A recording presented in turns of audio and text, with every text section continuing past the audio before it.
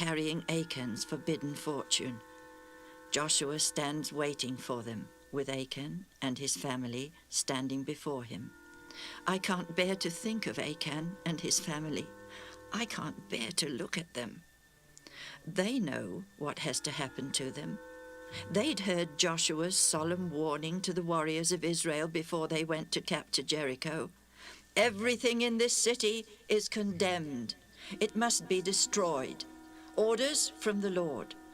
Don't covet anything, don't steal anything. If you do, you will destroy yourself and bring trouble and destruction on the whole camp of Israel. These words must be ringing in Achan's ears now. The men carrying Achan's treasure are now standing before Joshua and Achan and his family, and all the assembly of Israel wait in deathly silence for Joshua to speak. Spread the condemned goods out on the ground in the presence of the Lord, Joshua commands. The men spread them out. How Achan must hate the sight of them. How Achan wishes he'd never set eyes on it. He hates it, hates it, hates it all. It is going to cost Achan and his family everything. To the people of Israel, Joshua says, "Bring Achan with the robe and the gold and the silver, and his sons and daughters, his oxen, his donkeys, his sheep, his tent." Oh, hadn't Achan been a rich man?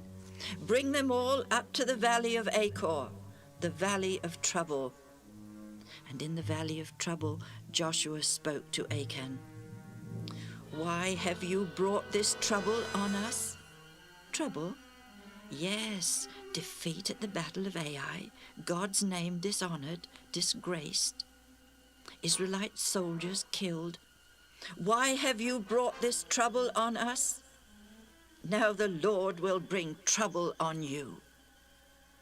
Oh, it was a dreadful occasion, a terrible day. Joshua must have hated it. By the time the sun went down that day, Achan and all that belonged to him lay buried under an enormous heap of stones in the valley of Achor, the valley of trouble.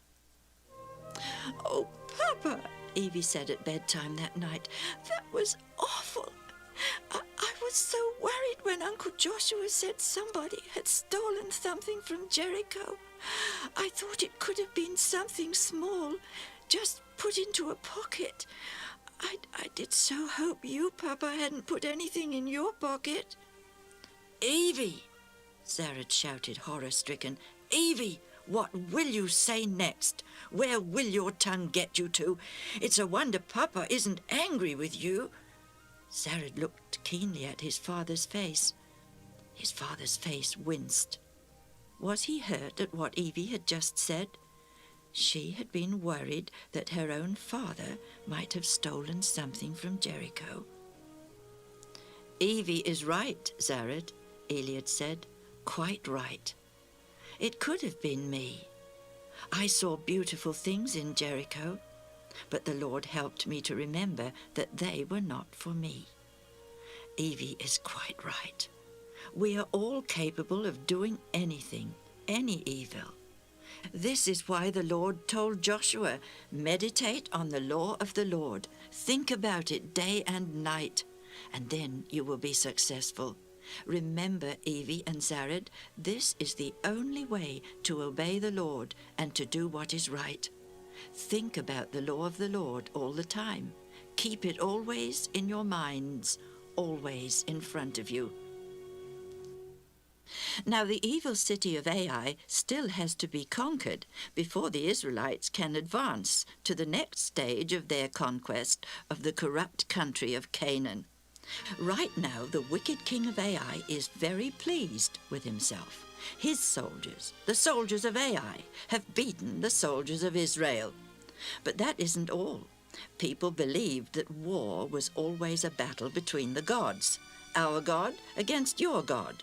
So now the people of Ai are boasting, "Our God is stronger than Jehovah, your God, the God of Israel. Ha, ha, ha." Joshua knows this, and he's very upset. But right now the Lord encourages Joshua. Joshua, don't be afraid or discouraged. This time, take your whole army with you and go up and attack Ai. This time you will win the battle and conquer the city. And you may take anything you like from the city, goods, cattle, whatever, and keep it for yourselves. The Lord told Joshua exactly what to do in order to conquer Ai, and Joshua did exactly what he was told. From his large army at Gilgal, near Jericho, Joshua picked out 30,000 of his bravest warriors. Tonight, under cover of darkness, I expect a moon peeped in and out of the clouds, under cover of darkness, march to Ai. Hide among the rocks behind the city on the west side. Hide there until you see me lift my spear in the air, like this. And Joshua brandishes his spear over his head. Right? Yes, sir. Yes, sir. Yes, sir. You will see my spear flash in the sun the day after tomorrow, and that will be your sign to... And Joshua tells his 30,000 warriors exactly what they must do when they see his spear flash in the sun the day after tomorrow. Ready? March. So taking enough food with them, soldiers' battle rations, 30,000 of Joshua's bravest warriors march away into the night towards Ai. Joshua and the rest of the army stay back at the camp at Gilgal that night, but early next morning Joshua and the rest of his army with the elders of Israel set off for Ai. By this time, Joshua's 30,000 bravest warriors are all quietly hiding among the rocks behind the city of Ai, munching their rations and resting up after their night's march. They hide all that day.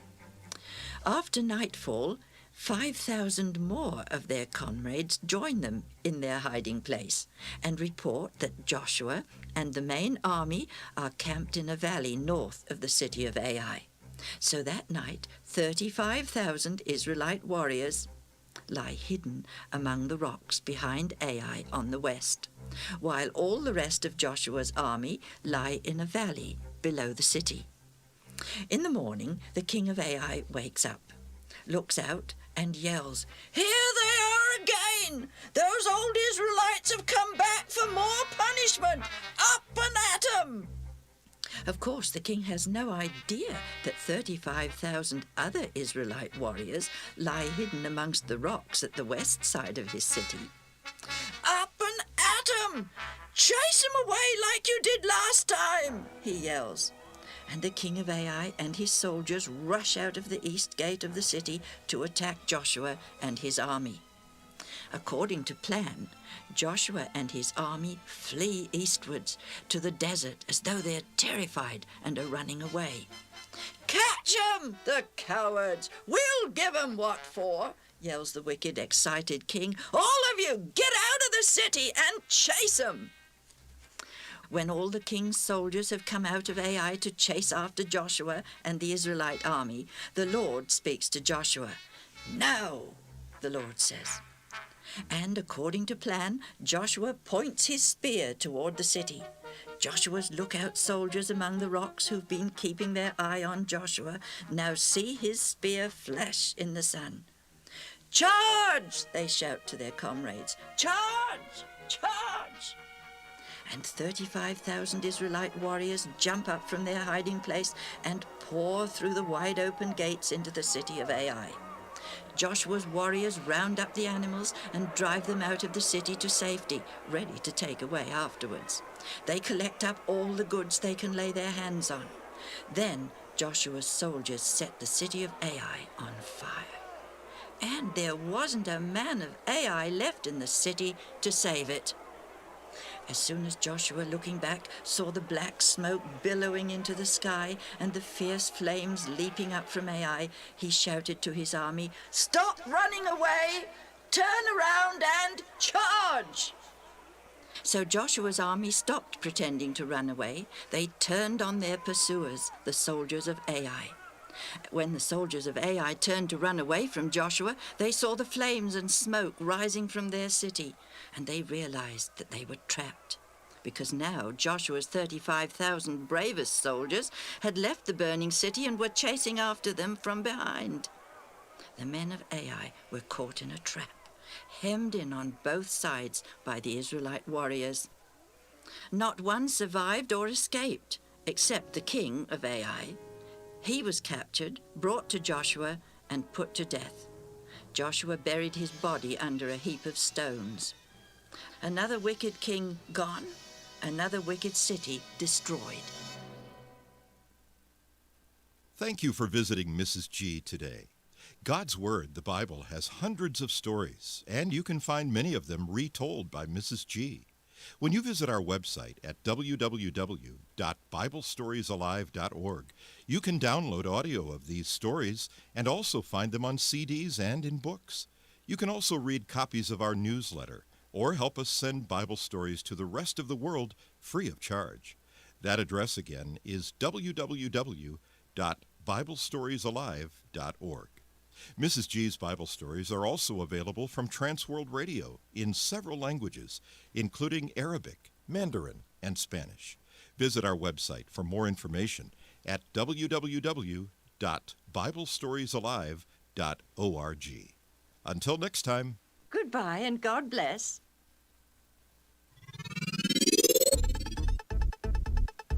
The Voice, AM 1260, WMCH, Churchill. The time is now 6:14.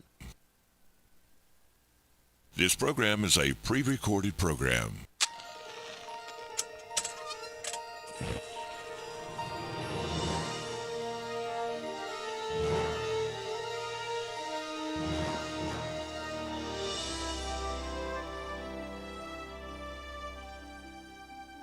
Well, hello there. It's good to have you back. You're always welcome here at Lamplighter Theatre. Hi, I'm John Fornoff, producer for Lamplighter Theatre. In 1982, Grace Jordan envisioned a dramatic audio series that would take families back in time to experience the life-transforming power of the Bible. Now, Lamplighter Theatre brings this classic audio drama back to life for families around the world. So sit back with a cup of tea and enjoy another Lamplighter classic. You are there. The story of Jesus. Miracles.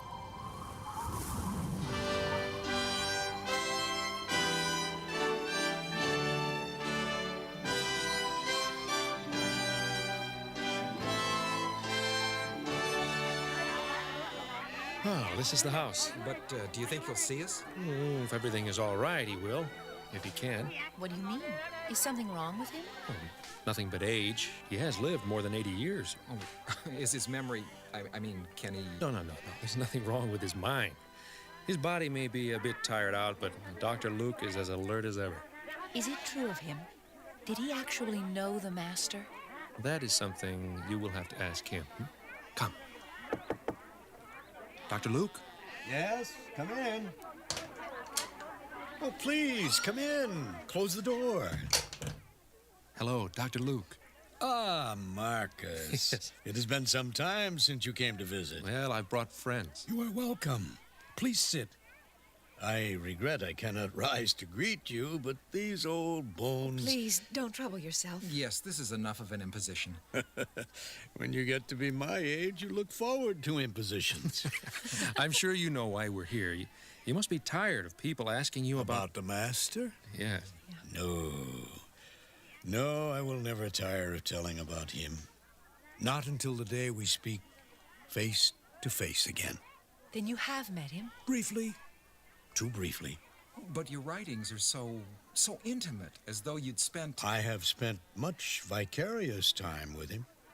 I have talked at length with those who knew him, walked with him.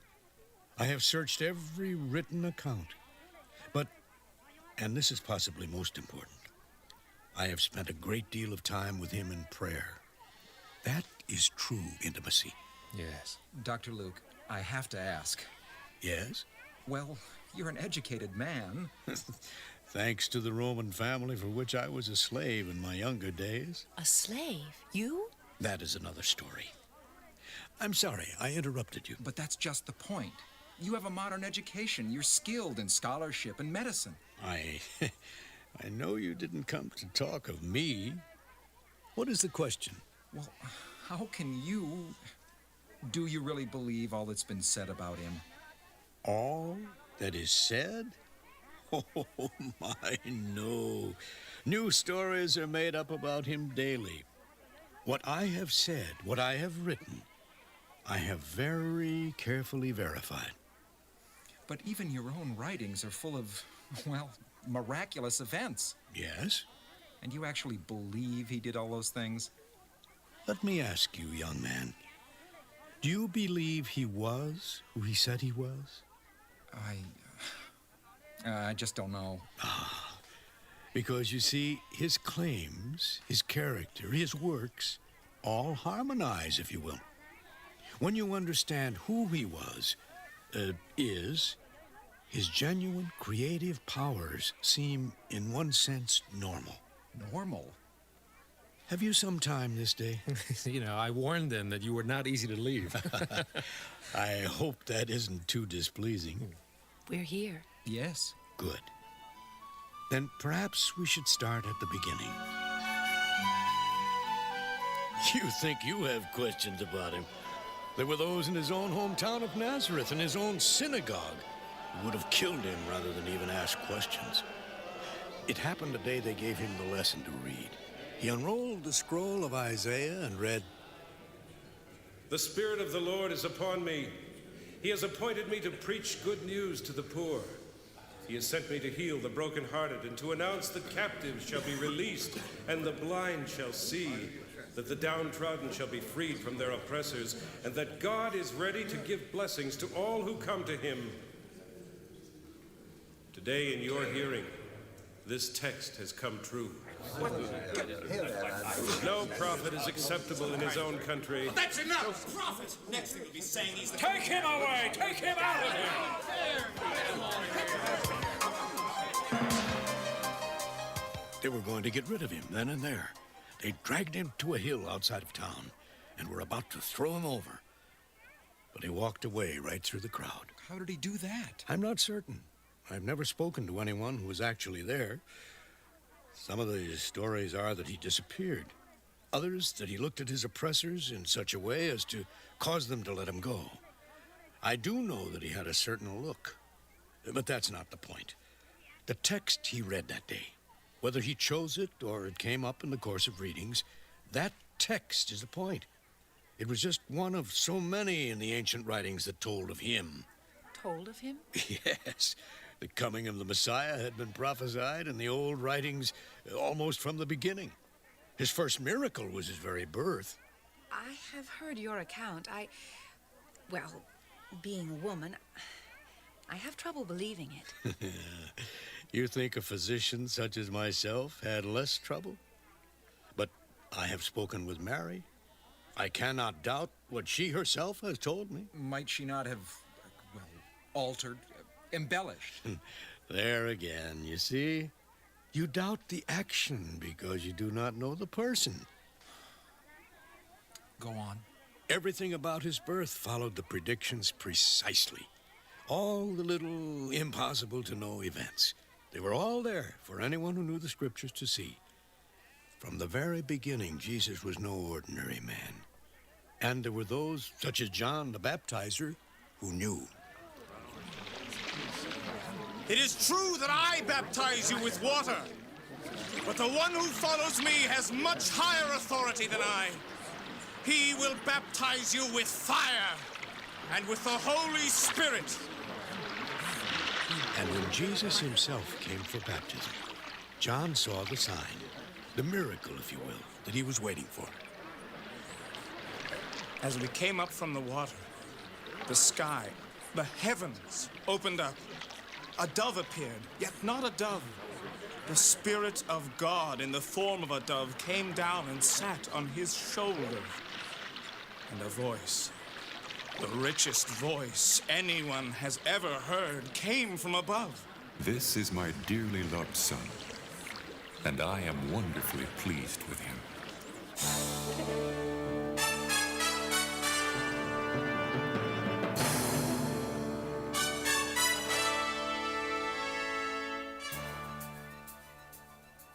And that really happened? I've spoken with some who were there.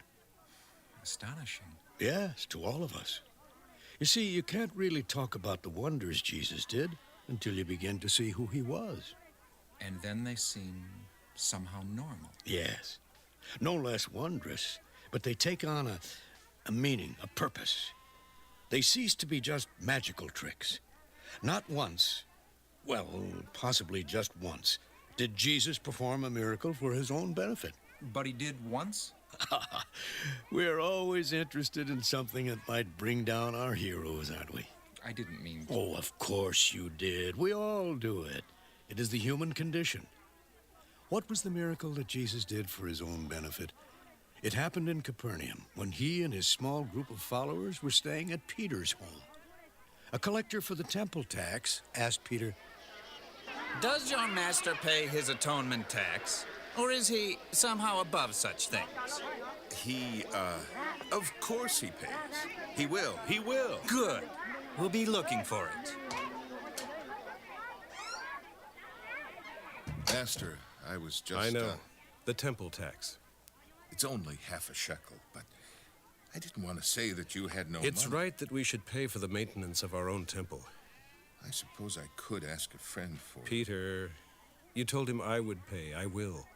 Yes, but you have no money. Go down to the lake. Cast a line. You'll catch a fish, which we'll have. A line? Lord, I learned long ago that a line is no way to catch fish. A net, Lord. With a line, you could wait all day and still not catch Cast a line. Yes, Lord. You will catch a fish, and inside that fish will be a shekel, enough for both our temple tax. I know you do wonderful things, Lord. I know that fish swallow anything, especially shiny things. I have a collection of odds and ends I found in them. But one fish in the whole lake? Cast one line to catch it? Peter. I know. Go to the lake, cast a line, and there will be the fish with our tax money. And the fish was there, and the money? Of course. A shekel, but that's nothing. He had nothing. Well, now nothing but the power of the universe. Power over the universe. Yes. Would you like to hear of some of the ways in which he displayed this power? Yes. Please. He chose very carefully when and how to show his power. He was not some street magician. And I think as you see his actions, you will see the reason for his miracles. Because each one says something extremely important about him.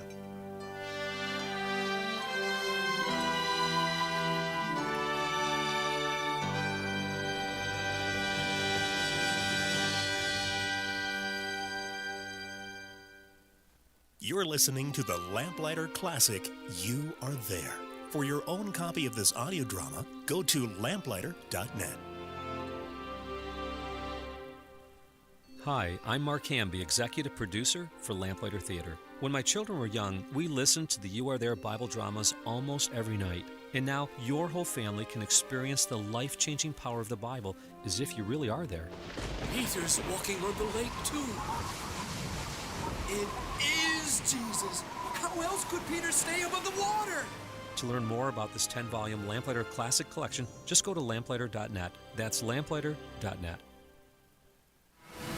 A once-in-a-lifetime opportunity awaits you. I've never seen anything like it. What if you could learn from the creative minds and talents behind Lamplighter Theater? I saw something. The woods, a shadow. I'm sure it isn't anything to... Driver! Giacomo! This summer, Lamplighter presents The Lamplighter Guild, a week of mentoring and apprenticeship in the dramatic arts. You can't imagine what God has planned for you. Creative masters behind audio productions such as The Chronicles of Narnia, Les Miserables, Adventures in Odyssey, and Left Behind will reveal the secrets of their trades. Learn scriptwriting, music composition, sound design, directing, producing, and voice acting from world-class professionals. Registration for the Lamplighter Guild is limited, so sign up today at lamplighter.net. Lamplighter.net. And now, back to the Lamplighter Classic. You Are There. You said that each of the Master's miracles said something about him. That's right. What did you mean? He meant the miracles showed that Jesus could do magic things. Oh, not quite. That, yes, I prefer to say wonderful things. But more than that, each of his wonders said something very specific about him, personally. Take, for instance, the one which is called his first miracle. When all those hundreds of idols in the Egyptian temple fell to the ground and worshipped him? Oh, no, I'm afraid not. But that was supposed to have happened when he and his family went into hiding in Egypt. He was just an infant. Yes, I know. In the story of his saving his family from a cave full of dragons, and the one of his making 12 sparrows of mud, clapping his hands and commanding them to fly. There are new so-called miracles being made up about him every day. I sometimes think it is the evil one's attempt to discredit him. Discredit? But some of them are beautiful. We must never confuse beauty and truth. Even the most reverent story, if it is not true, does him no honor. It tends to make people believe in him. At the start, yes. But that belief hangs on a myth, a lie. And when the lie is exposed, the belief goes with it. I have carefully kept all I have written about him to the facts. He certainly did enough himself that he needs no help from our imaginations. But what you said about belief, that's good, that's good. Good? You'll see, as we look at his works, that as John the Apostle said, these things are told to you in order that you may believe and have life. Well, I suppose in a way that's why I'm here. I don't know whether I believe or not. Not in the way you talk about belief, anyway. And that's good. Good? Yes. The kind of belief, commitment that we're talking about should not be entered into lightly. But I want to know. And that, too, is good. As we look at his miracles, keep your mind and your heart open. He will do his own work in you. He will? It is my hope that after hearing about many of his wondrous works, you will experience his greatest one.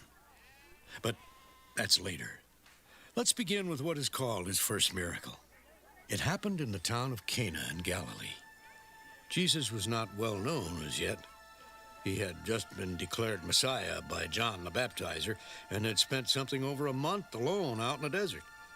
Now he was back with his mother.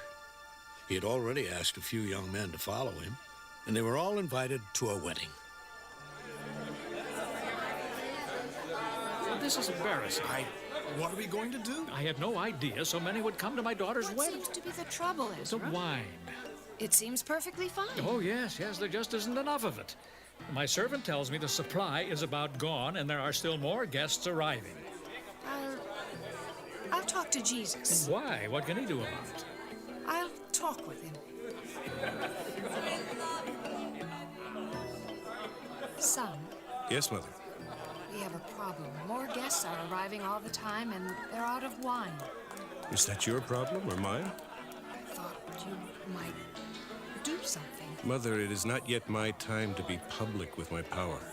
I just thought, Yes. thank you. I'll talk to the servants. Go to my son. There. Do as he says. Yes, ma'am. Your mother said... I know. Those ceremonial water pots there, are they in use? They're empty right now. Fill them. Fill them? To the brim. With what? We have no more wine. Just fill them. With water. You say so. Come on. These things hold 30 gallons each. There are 6 of them. I have been asked to have you taste this wine. What's this? Ezra, I thought you said you were running out of wine. I am. I was. What is this? Looks to me like there's enough wine for 10 weddings. Let me taste it. Wonderful. Ezra, you are a sly old fox. I am. At every wedding I've ever been to, the host brings out the choice wine first. And then, when everyone's had enough, that they're not too discerning, out comes the cheap stuff. But you saved the best till last!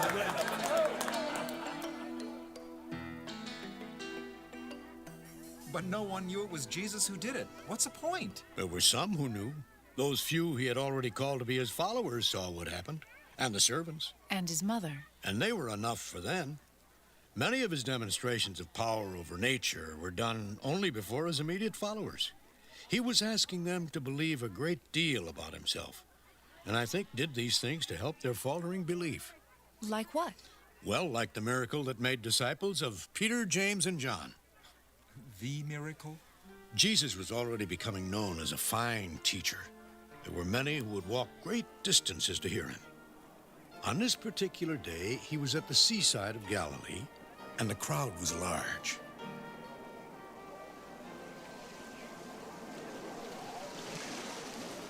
Peter, James, and John were there. They were fishermen and had spent the night without catching one fish. As they sat in their boats cleaning their nets, Jesus approached and asked if he might use Peter's boat to stand in a little offshore. That way the crowd could hear better. I suspect Peter agreed, hoping there'd be some pay involved. Little did he realize. Your words are very fine, teacher. If one could eat words, I'd be filled. Now that's saying something. Takes a banquet to fill your hulk, Simon. Simon, now that the teaching is done, take your boats farther out into the deeper water. Farther out? Then let down your nets for a catch. Teacher, I don't question your learning or your understanding of life. I've heard you speak. But, well, we are fishermen. We know the sea. We fished all night and didn't catch a thing. And out here in broad daylight, this is not the time to fish. The hot sun drives them into hiding. That's why we fish at night. Try what I've asked you to do. All right. You'll see. Come on, we're going fishing. Now? Want to go now?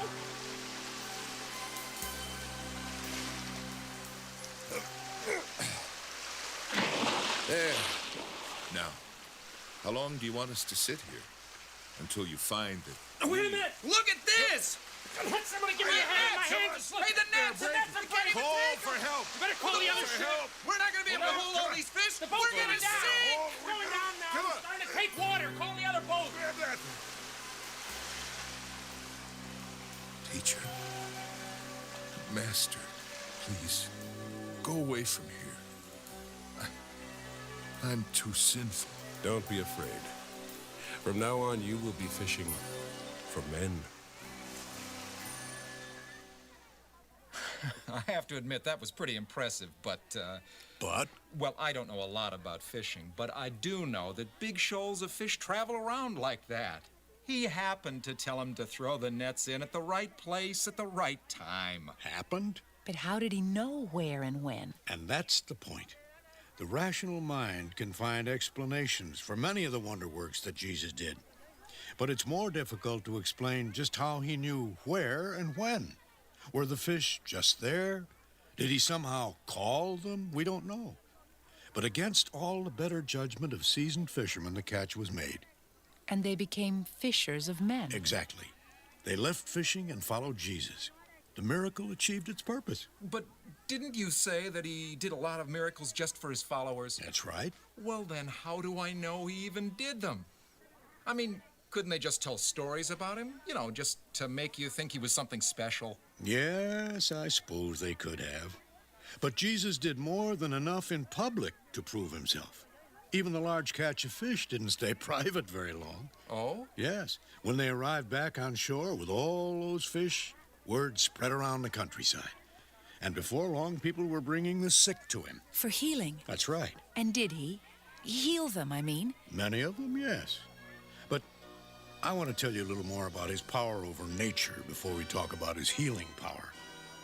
All right. I still would like to know how. Wouldn't we all? But I suppose if we knew how, we still wouldn't understand.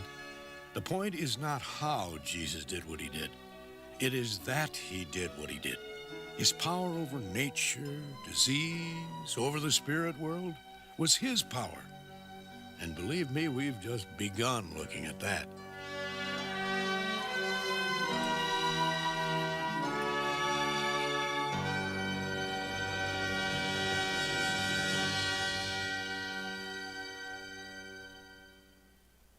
This is the Lamplighter Classic Series, You Are There. Your financial gifts enable us to craft stories of biblical truth that open the mind, awaken the heart, and set the captives free. Find out how you can be part of our exciting mission.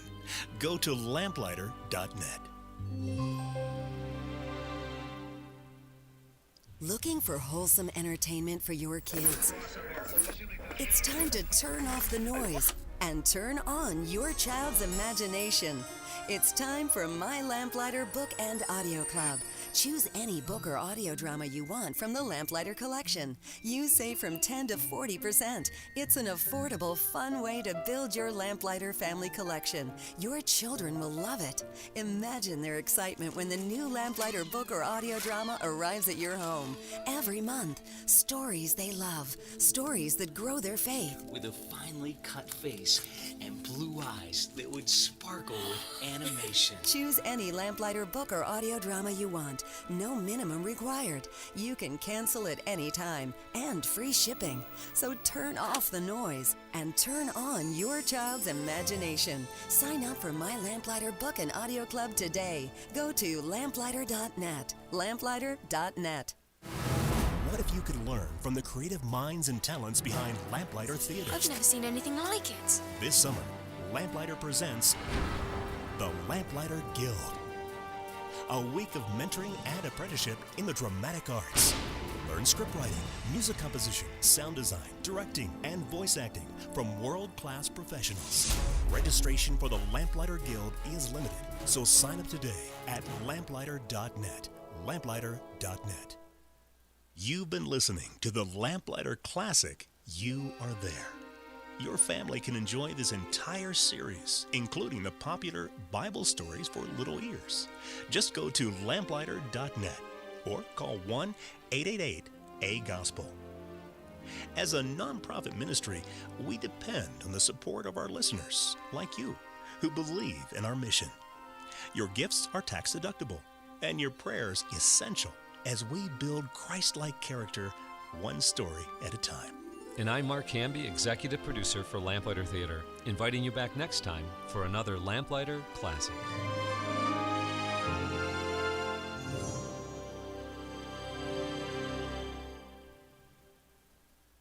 Hi, I'm Mark Hamby, executive producer for Lamplighter Theater.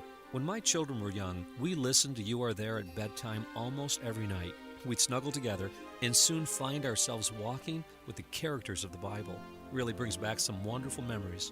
Now, in a day when the media has taken so much of the creative imagination captive, I've not found a better tool that helps guard a child's mind and heart. And what I love most about You Are There is the way scripture and drama are woven together so that the listener experiences the Bible as if you really are there. There. It is done. There's not another boat like it in the world. He's doing it. Peter's walking on the lake, too. It is Jesus. How else could Peter stay above the water? To learn more about this 10-volume Lamplighter Classic collection, just go to lamplighter.net. That's lamplighter.net. If you're enjoying Lamplighter Theater, you'll love Lamplighter Books, because each of these exciting radio dramas began as a Lamplighter book. Open a Lamplighter book and you'll go back in time to rediscover values that transcend time itself. Honor, sacrifice, courage. Along the way, you'll discover adventure. Watch out! Mystery. And drama. You'll fall in love with characters who come alive on the page and in your heart. Each Lamplighter book is beautifully bound, hardcover and embossed in gold, a treasure to pass on for future generations. So if you're enjoying the radio drama, wait till you read the book. See for yourself. Log on to lamplighter.net. Lamplighter.net. Lamplighter. Building character, one story at a time. The time is now 6:42. WMCH Churchill, Tennessee. The time is now 6:42.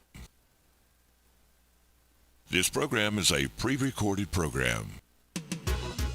On today's Kids Corner, for Liz and his friends, it's a new school year, in a new school, and new experiences. Smelly Boy's a little touchy about his secret getting out, is he? Yeah, I'm gonna show you touchy in a minute, Oh, yeah, yeah, okay? Just stop it. Just stop it. It's not right. Yeah, I'll say it's not right. No, I'm talking about you. Wait, what? Yeah. Stay tuned.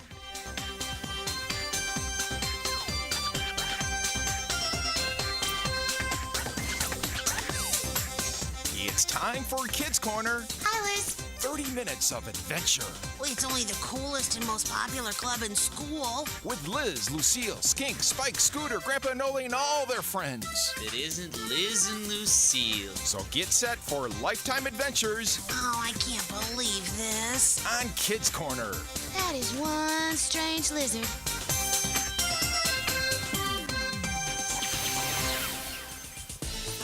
It's a new school year in Turin, and Liz, Lucille, and friends are making the move to 6th grade, which in Turin is the first year of middle school. There's a lot of changes in store. Let's see how they're doing on their first day in their new school. Well, this is it, Lucille. Yeah? Reptarian Middle School. Our school home for the next 3 years. It's a whole lot bigger and busier than Terrarium Elementary, that's for sure. Yeah, it is. May I have your attention, please? Welcome to the start of another school year at Reptarium Middle School. This is a reminder to turn in your nominations for student body president by the end of the day today. Nominees must be 8th graders who exhibit exceptional leadership abilities. The name of all nominees will be announced during tomorrow's homeroom classes. And let's especially help our new 6th grade students feel right at home with a warm Reptarium welcome. Thank you. Yeah, let's hold all the little babies' hands. Goo goo. Wow, that was certainly warm. Not. Yeah. Okay, my registration card says in my locker is number 272. What's yours, Lucille? Mine is 264. Oh, cool. They're close together. Oh, good. I was just gonna go drop some of my stuff off and then head to homeroom. So you, Lucille, are you okay? Yeah, I guess. Maybe just a little worried is all. Worried about what? Oh, there's a lot of stuff to remember now that we have to move from class to class. Oh, yeah, but Everything's just so new and different. Oh, come on, don't worry. In a couple of days, we're gonna be old pros at all of this. I suppose. Hey, have you seen Maury? I thought we would have run into him by now. Well, no, we're not gonna be seeing much of Maury at all this year. Really? Why not? Well, do you remember that test we took at the end of the last year? Oh, you mean that skills assessment test? That was really hard. Yeah, Maury aced it. What? Yeah, he got every single answer right. His score was off the chart. Are we talking about the same Maury? I know, I couldn't believe it either. But his score was so high, the school system put him into the honors program at the high school. High school? Yep. Maury? Uh-huh. Man, I knew he was smart, but that smart? As weird as it sounds, that's smart. Oh, but first bell. We have 5 minutes to get to class. Hey, come on. I'll walk you to your locker. Oh, thanks, Liz. Good morning, class. Good morning. Welcome to Reptarium Middle School.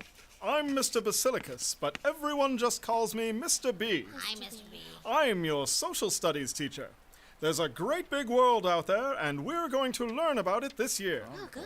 I'm also your homeroom teacher, so if you have any questions or problems about making the change to middle school, I'm the one to ask. I didn't know. Fair enough? Yes, sir. Mr. B. Yes, young man. Your name is, let me see here, Skink. Indeed it is. I just wanted to say that it is a pleasure to meet you, and I look forward to the stimulating intellectual discussions we'll be having in this class. Well, thank you, Skink. Boy, Skink's wasted no time kissing up to the teacher. Might I ask about the existence of any particular group of miscreants? You know, troublemakers that may exist on this campus that I should be sure to avoid? Miscreants? I can assure you that this school takes the safety of its students seriously. While there may be certain such groups on campus, we keep a close eye on them. You mean like the Komodos? Well, like I said, we work hard to make sure everyone meets the code of conduct. If you stay away from them, they shouldn't bother you. The Komodos, I see. Good information to have. Thanks, Mr. B. You're welcome. You know, if every student here were as concerned and polite as you, Those types of groups would not exist. Oh, well. Iguanas. Hey. Excuse me, are you all right, Liz, is it? Oh, yes, sir. I'm fine, thank you. I just had a problem swallowing what you just said. What? I mean, I swallowed the wrong way. All right then. Actually, this discussion leads right into our first topic. In every large group or culture, there are smaller groups that are set apart from the larger group by the way they act, look, or think. Those smaller groups are called subcultures. Can anyone think of any? Oh, you mean like the Komodos? Yeah, I suppose they could be one example. They share some things in common, like their set of values, as poor as they might be. They also dress alike and think alike. Anyone else? Well, how about girls? I mean, they dress alike, they look alike, and they certainly act alike. Oh, no, Skink. That group is far too big to be considered a subculture. Mr. B, would different groups in the school, like athletes or real smart kids, count? Well, yes. There are things in those groups that members would have in common. Good examples, Liz. Thank you. Here's your first assignment. I'm ready. I want each of you to pick out a subculture and write a report about it. Include the things that set it apart from the larger culture, as well as the things that unite its members as a group. Your report will be due in 2 weeks. How long should our report be, Mr. B? Good question, young lady. Your report must be 10 pages long. 10 pages? Come on. It's not that bad. 10 pages? You can illustrate your report with photos or drawings, which can take up to 5 pages, okay? Okay. I'll award points for creativity as well as for research. Oh, that's kind of cool. Oh, okay, students. We have an abbreviated schedule today, so off to your second hour class. Hope you all have a great first day at middle school. It'll be a real treat.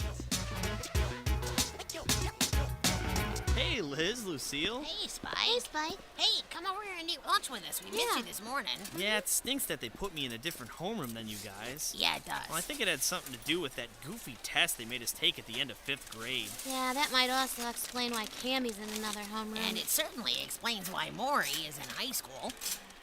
High school? Yeah. Get out. Are we talking about the same Maury? Amazing, but true. Huh. Well, everything is one step higher in middle school. Oh, yeah. Well, the lunches are a higher class of bad, too. What is this stuff? I have no idea, but the choices are either eat it or go hungry. Well, that'll take some thought. So, I wonder how Skink is doing post-iguanas. I heard that he's been asking about the Komodos. Yep, he did that in homeroom this morning. Yep, still sneaky as ever. Yep. Oh, wait, what do you mean post-iguanas? There's no way the Komodos will tolerate the iguanas. If Skink tries to start up the iguanas here, he's gonna get it from Newt, the leader of the Komodos. Really? Well, which I wouldn't personally mind, to tell the truth. So, Skink has a little problem on his hands, huh? Yeah, I'll say. Must be really squirming right about now. Bullying. What do I do when I'm bullied? How can I help other kids who are bullied? How do I talk with my parents about feeling left out at school? And how can I help other kids that feel isolated and alone? Kids Corner is offering a free family resource, Power Tools. Take a stand against bullying. Using biblical teaching, Kids Corner storytelling, case studies, and activities, Power Tools suggests usable strategies for kids and parents to talk about bullying.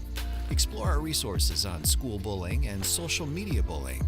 Learn what a bystander needs to do and discover how to create a community that resists bullying.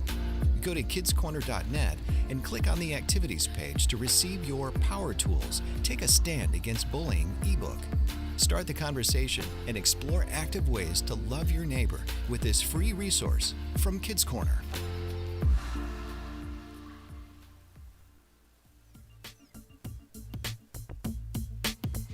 Hold on there, punk. Hey, where are you going? Hands off. I'm here to see Newt. I heard he might be down here in the school basement. Yeah, he's here all right, but nobody asks to see Newt.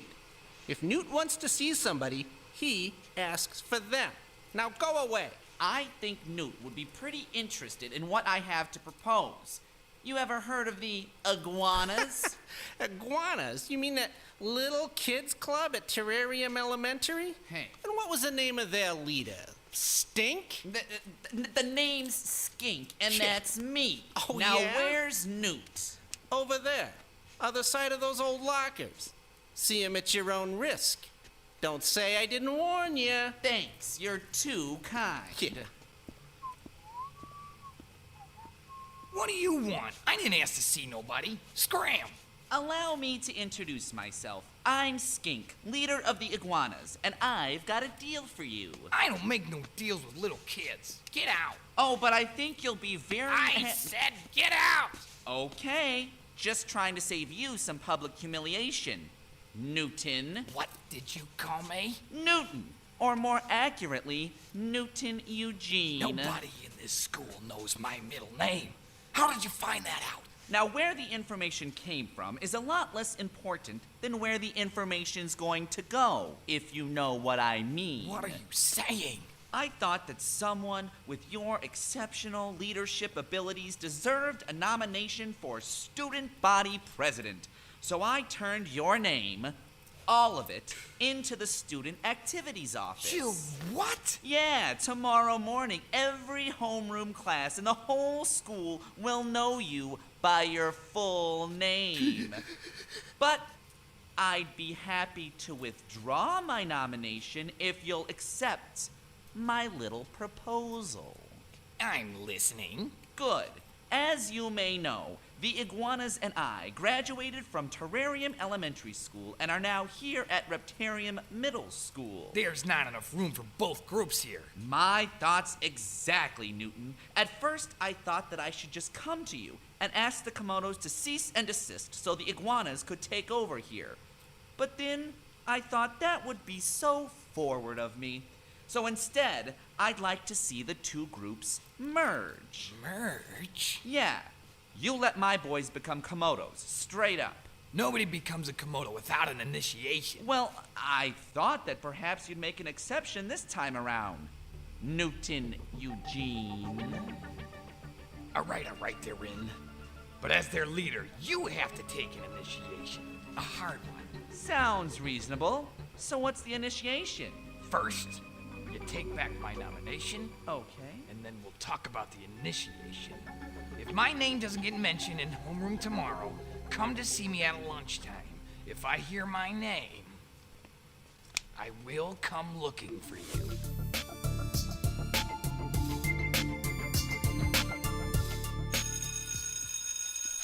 Well, all in all, a relatively uneventful first day of middle school. Yeah, good to have it behind us, I say.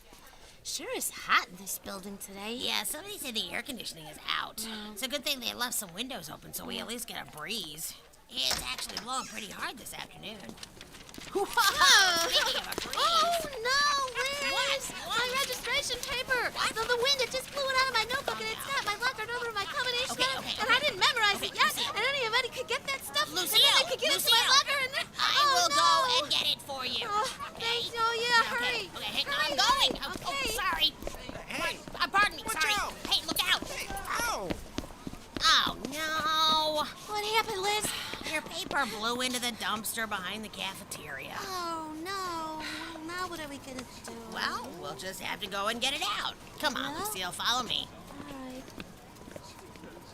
Okay, I'll just climb up here on the dumpster. All right. Like this. Okay.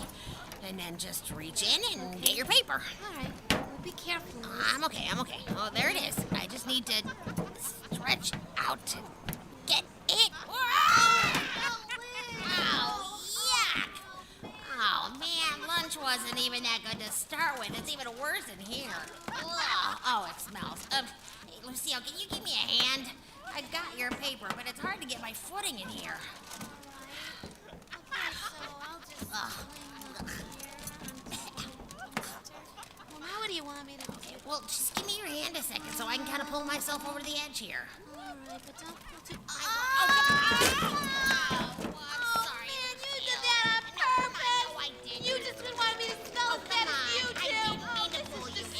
I'm Come gonna on, throw up! I'm in the Oh, edge. this Come on. is so gross! Look, come on, I'll just climb up. Here, let me pull you out. Come on, here he is. Come on. Hurry! There. Oh, look at my All right, outfit! My mom is just gonna freak out about Don't look, this! don't worry. I'll explain I everything to know. her. I know. Let me guess. You two loved lunch so much, you had to go swimming in it. A couple of stinky sixth graders scrounging around in the dumpster. It's funny. Wait until everybody hears about this. Oh, come on, everybody, don't you say anything to anyone about come this. on, please. This is too good not to. Cut it out. Oh, great. Yeah. Another warm Reptarian Middle School welcome. I can hardly wait until tomorrow. Good morning, Lucille. Good morning. Well, hey, you don't look so good. Look, are you still worried about being laughed at for falling in the dumpster? Nah, it's not that so much. So, what's bothering you? Hey, catchy title for a radio show, huh? Funny.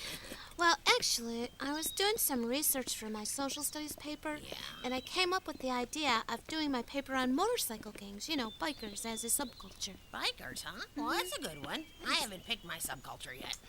So, I went to the library to see if there was any information about old motorcycle gangs in Shireen. Okay. And I found a book of notes from the Blackadder Motorcycle Club from 1949. Oh, cool. Mm-hmm.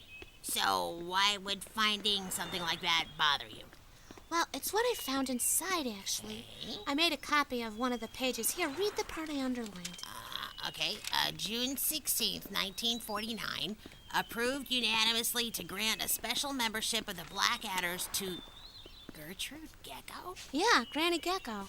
Wait, Granny Gecko? A member of a motorcycle gang? Oh, no way! Yeah, I thought so too, so I went to Grandpa Noli's house to ask him about it. Okay. But he acted like he didn't want to talk about it. Wait, are you sure you weren't talking to his twin brother, Johnny? Yeah, I made sure. Okay. Grandpa Noli just said some things are better left in the past.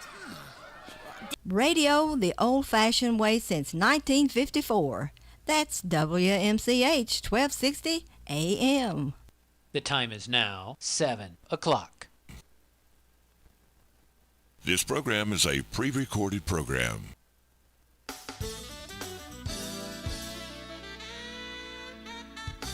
Time now for Marriage Builders, building marriages to last a lifetime. Also online at marriagebuilders.com. Now, here's Joyce Harley and Dr. Bill Harley. Good day to you. Glad you could join us for Marriage Builders Radio. You've sent us your questions on a variety of marriage topics. So during this hour, we'll be discussing and answering those questions and sharing your thoughts. Joining us now for this discussion is my husband, Dr. Bill Harley, licensed clinical psychologist and best-selling author on marriage.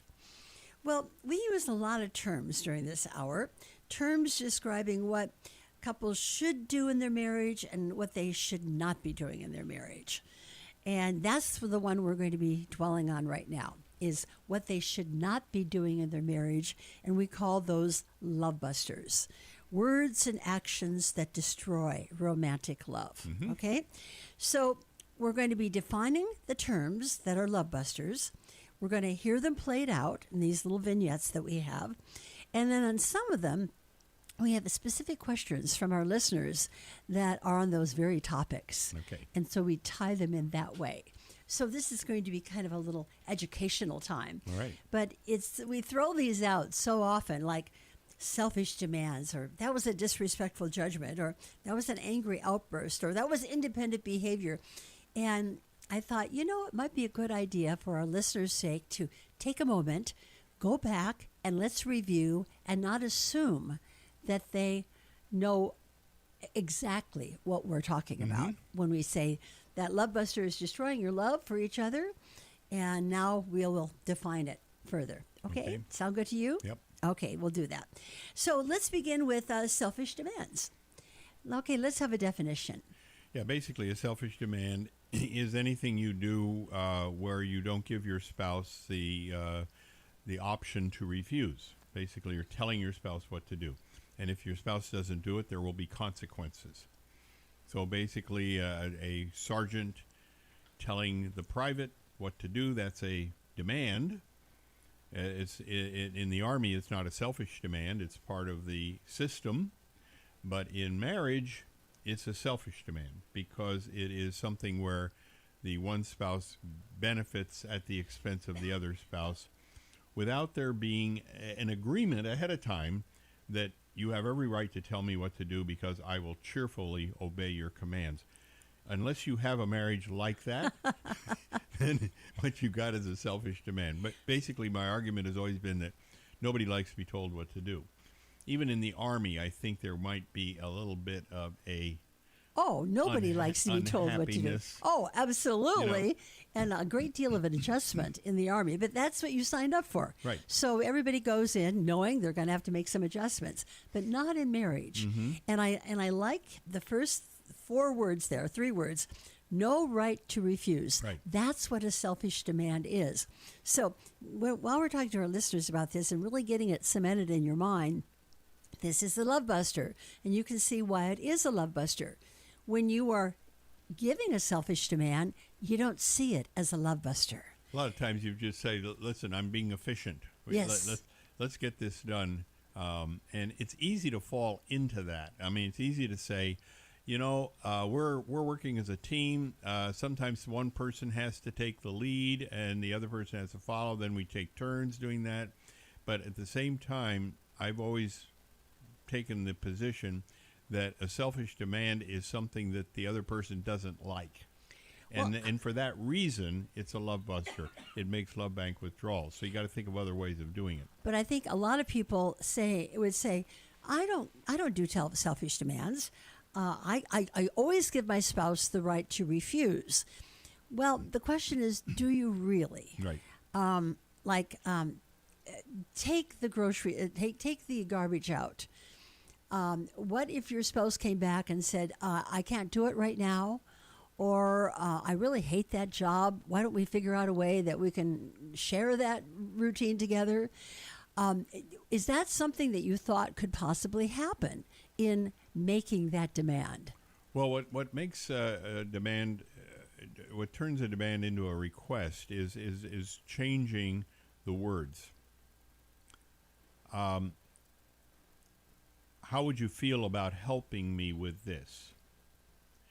Let's use the garbage. Is a request. How do you feel about taking the garbage out? How would you feel about helping me by taking the garbage out? The helping me part of it is that you're doing me a favor by taking the garbage out. But maybe that's your role, and you've signed up for it. That's where the sometimes the misconception comes as to when it's appropriate to make a demand. Because if you assume that it's the person's responsibility to do it, then, of course, you feel you're justified in making the demand. I'm just reminding you of something that you're supposed to do. I'm looking out there. I don't see any garbage cans. Have you forgotten to take the garbage cans out? Because that's your responsibility. Now, in many households, ours included, we do have responsibilities. Yeah, in fact, today was garbage day. I take the garbage cans out. I think of it as my responsibility. I'm not doing you a favor by taking the garbage cans out. Well, in a way, I look at it as that because I could take them out. I'm capable of doing that, but you've taken on that role. Yeah, I assume it's my responsibility. You don't have to give me any accolades. I don't have to be thanked. But I do find myself saying, "Did you get them out?" Now, do you find do you find that disrespectful? No, because I've already assumed it's my responsibility. That's the difference. A selfish demand is not a reminder that this is something that you were supposed. Oh, yes, I remember today is Friday. I'm supposed to take out the garbage. So that would not be a love buster if you were to remind me that the garbage cans have to be taken out. I would be helping you. On the other hand, for something that we hadn't agreed upon.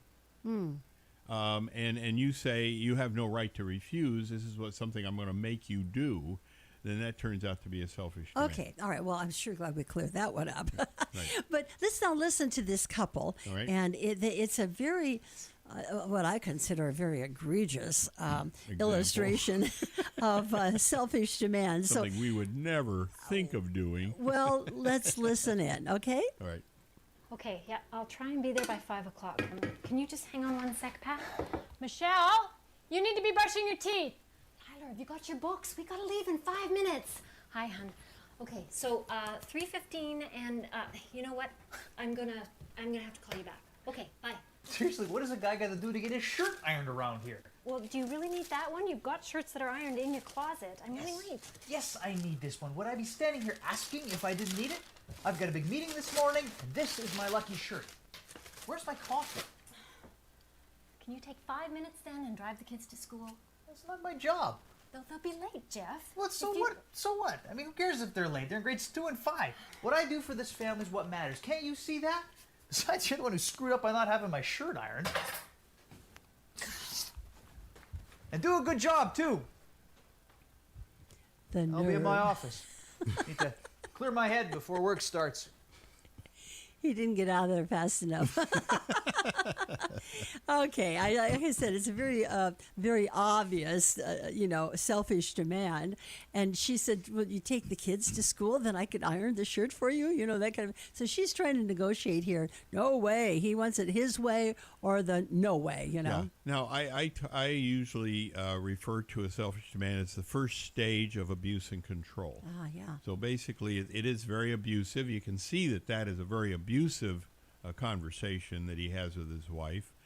He is trying to control her. She is apparently willing to accept it, which she shouldn't. But the basic idea is that it's unpleasant. Undoubtedly, he's made love bank withdrawals. And it's the sort of thing a person does if they don't care about their spouse. He is demonstrating in his abuse that he doesn't care how his wife feels. All he cares about is himself. What I'd like to do when we come back is discuss what she should have done in that situation, what she could have done. What is the response What of you would have done. Well, yeah, there are many things that I hope would be constructive, but many times people take it because they don't quite know what their reaction should be. So we'll discuss that on the other side of today's Marriage Builders Radio.